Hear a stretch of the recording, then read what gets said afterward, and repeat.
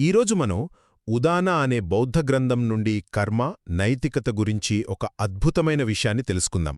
సరే, కథేంటంటే భగవానుడైన బుద్ధుడు ఓసారి కొంతమంది పిల్లలు ఒక పామును కర్రతో కొట్టడం చూస్తారన్నమాట.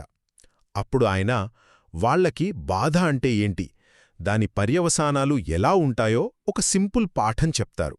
మొదటిది, ఇక్కడ చాలా ఇంట్రెస్టింగ్ పాయింట్ ఏంటంటే బుద్ధుడు వాళ్లతో పాపం, పుణ్యం, దేవుడి శాపాలు ఇలాంటివేమీ మాట్లాడరు.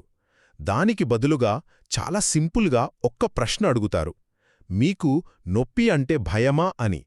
వాళ్ళు అవును అనగానే ఆయన ఒక బేసిక్ నిజాన్ని చెప్తారు: మీకు నొప్పి ఇష్టం లేనప్పుడు వేరే ఏ ప్రాణికి ఇష్టముండదు కదా.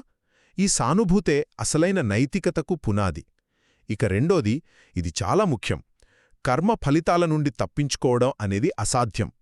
మీరొక తప్పు పని అందరి ముందు చేసినా, ఎవరికీ తెలియకుండా రహస్యంగా చేసినా, దాని ఫలితం మిమ్మల్ని వెంటాడుతుంది. అంతే. చూడండి, కర్మ అంటే ఎవరో పైన కూర్చుని జడ్జిమెంట్ ఇచ్చేది కాదు. అదొక న్యాచురల్ లా, ఒక సహజ నియమం.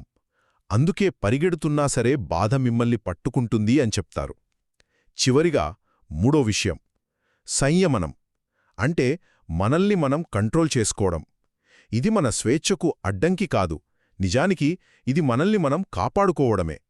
భవిష్యత్తులో మనకు ఎలాంటి బాధ వద్దు అనుకుంటే ఏం చెయ్యాలి? సింపుల్. ఇప్పుడు ఇతరులను బాధపెట్టడం మానేయాలి. సో ఇతరులకి హాని చేయకుండా ఉండటమనేది ఒక రకంగా స్మార్ట్ సెల్ఫ్ ప్రొటెక్షన్ అన్నమాట.